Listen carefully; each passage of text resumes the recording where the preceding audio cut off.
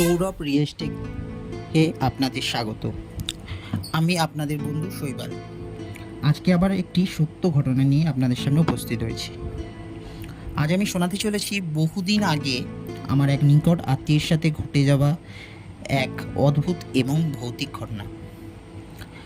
ঘটনাটি অদ্ভুত বা ভৌতিক তা আপনারাই বিচার করবেন। তাহলে শুরু করা যাক আজকের ঘটনা। আমার সেই আত্মীয়ের নাম আমি উল্লেখ করতে পারছি না, কারণ একটু সমস্যা আছে, কারণ সে চায় না তার নামটি প্রকাশ্যে আসুক। তার বাড়ি কলকাতার একটি জনবহুল এলাকায়। এলাকার নামটিও আমি উল্লেখ করতে পারছি না। সবাই মোটামুটি জায়গাটির সাথে পরিচিত। খুব বিখ্যাত এবং জনবহুল একটি জায়গা।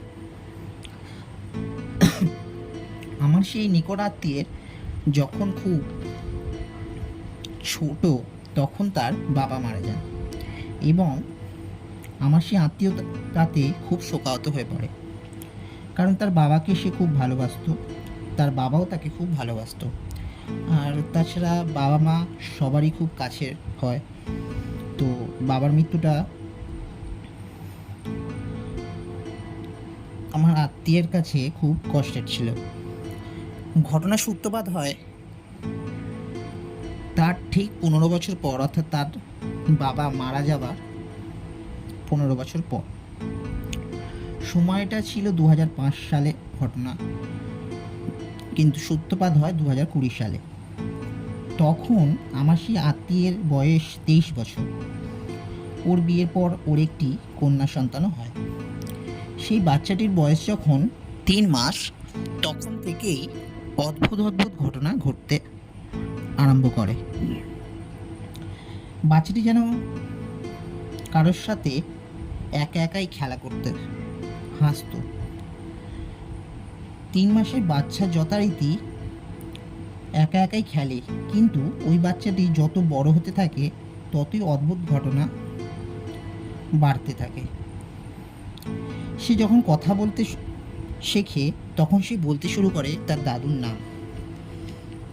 আমার আত্মীয়ের বাবা যিনি ছিলেন তার নাম, এইখানে আরও একটি কথা বলার ছিল যে আমার আত্মীয় বা তার বাড়ির কেউ কোনো দিন বাচ্চাটিকে তার দাদুর নাম বলেনি বা শেখায়নি।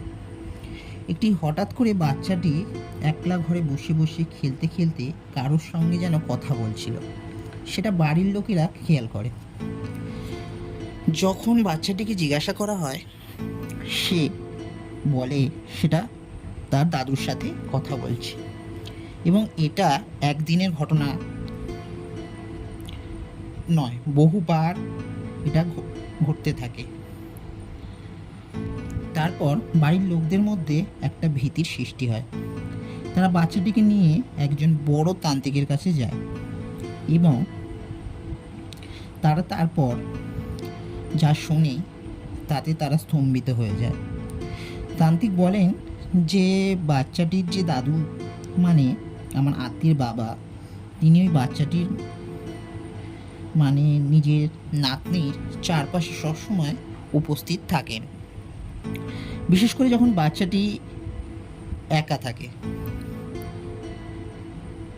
কিন্তু উনি বাচ্চাটির ক্ষতি করেন না। এটার কারণ হলো, যেহেতু আমার আত্মীয়র তার বাবার খুব প্রিয় সন্তান ছিল, তার বাচ্চার সাথে অর্থাৎ নিজের নাতি বা নাতনির সাথে তার খেলার বাসনা বা কথা বলার ইচ্ছা ওনার মধ্যে অপূর্ণ রয়ে গিয়েছিল, যেটা তিনি মৃত্যুর পর পূরণ করতে চেয়েছিলেন। এটার বেশি কিছু হয়নি, এতে বাচ্চাটির কোনো ক্ষতি হবার ভয় ছিল না। কিন্তু বাচ্চাটি যত বড় হতে থাকে তার দাদু তার থেকে ততই দূরে সরে যেতে থাকবে এবং তার থেকে মন থেকেও সব স্মৃতি মুছে যাবে, এই কথাটি তান্ত্রিক বলে। তারপর তান্ত্রিক বলেন, একজন বাবা তার সন্তানকে যতটা ভালোবাসে সেই কারণেই তিনি এসেছিলেন। মৃত্যুর এত বছর পরেও তিনি তার সন্তান এবং সন্তানদের টানে তার আত্মা আবার ফিরে এসেছিল। আজ এই পর্যন্তই। ঘটনাটি কেমন লাগলো জানাবেন। আপনাদের এই ঘটনা আপনাদের কোনো ঘটনা জানা থাকলে সেটি আমাকে ইমেলে পাঠাতে পারেন, তা আমি পরবর্তী এপিসোডে পাঠ করে শোনাবো। সবাই সুস্থ থাকবেন, ভালো থাকবেন।